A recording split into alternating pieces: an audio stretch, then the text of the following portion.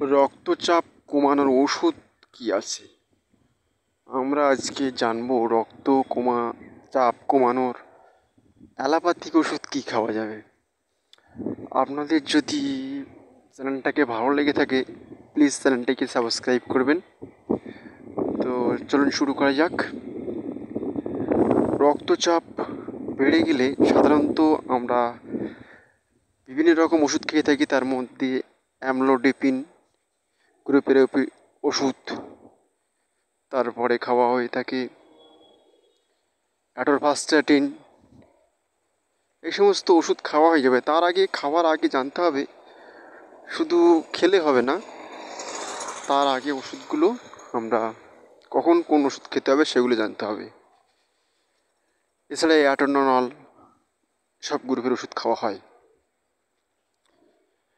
যাদের প্রেশার বেড়ে যায় তাদের আবার অনেক রকম রোগের সৃষ্টি হয়, যেমন ঘুম হয় না। যাদের বেশি অংশ ঘুম হয় না তাদের দেখা যায় প্রেশার বেড়ে যাচ্ছে। তো দেখতে হবে প্রেশার বাড়ার সাথে সাথে যাতে ঘুমটা যদি ভালো হয় তাহলে প্রেশার কমে যায়। তাই ঘুম কমানোর জন্য অবশ্যই আমাদের ঘুমের ওষুধ দিতে হবে। ঘুমের ওষুধ খেলে অনেক সময় আমাদের প্রেশার কমে আসে। তাহলে আর যাদের শরীরে ফ্যাট বা চর্বি বেশি আছে তাদের চর্বি কমানোর জন্য অ্যাটরভাস্টাটিন গ্রুপের ওষুধ দিতে হবে।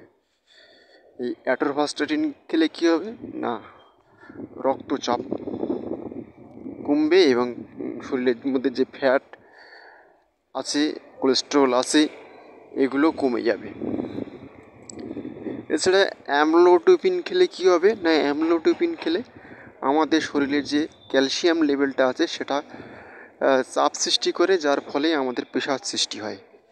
এই অ্যামলোডিপিনটা খেলে কী হয়, অ্যামলোডিপিন ট্যাবলেট খেলে আমাদের প্রেশারের যেটা থাকে সেটা প্রেশারটা আস্তে আস্তে ছেড়ে দেয়, যে চাপটা থাকে সেটা ছেড়ে দেয়, ক্যালসিয়াম লেভেল ছেড়ে দেয়, তার ফলে আমাদের ক্যালসিয়াম চ্যানেলটা ছেড়ে দেয়, খেলে আমাদের প্রেশারটা নর্মাল নেমে আসতে থাকে বা কমে আসতে থাকে।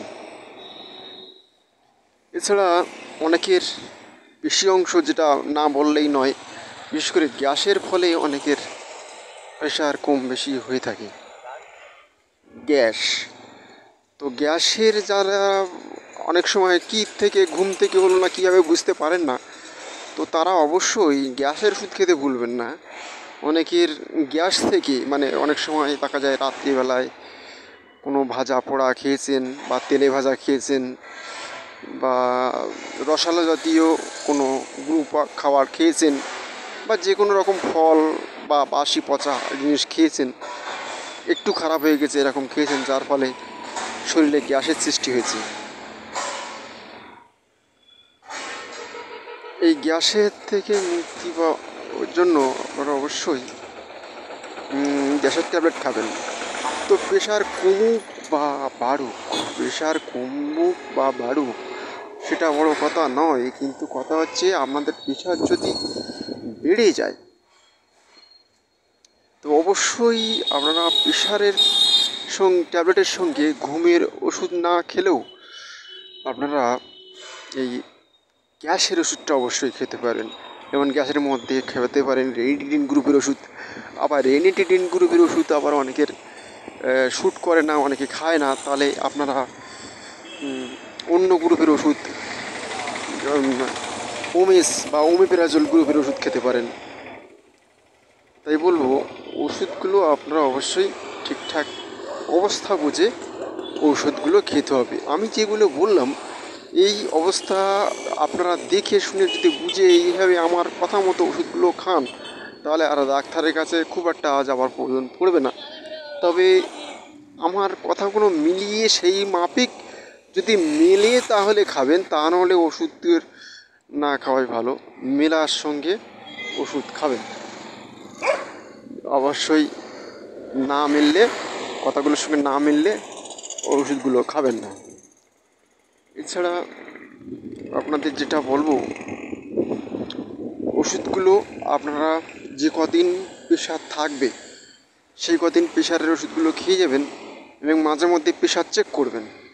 চেক করার পরেই দেখবেন প্রেশার যখন নেমে আসছে তখন অ্যাটোরভাস্টেটিন বা প্রেশার অটোরভাস্টেটিন গ্লুকোজটা কমিয়ে দিতে পারেন বা কয়েকদিন পর পর খেতে পারেন।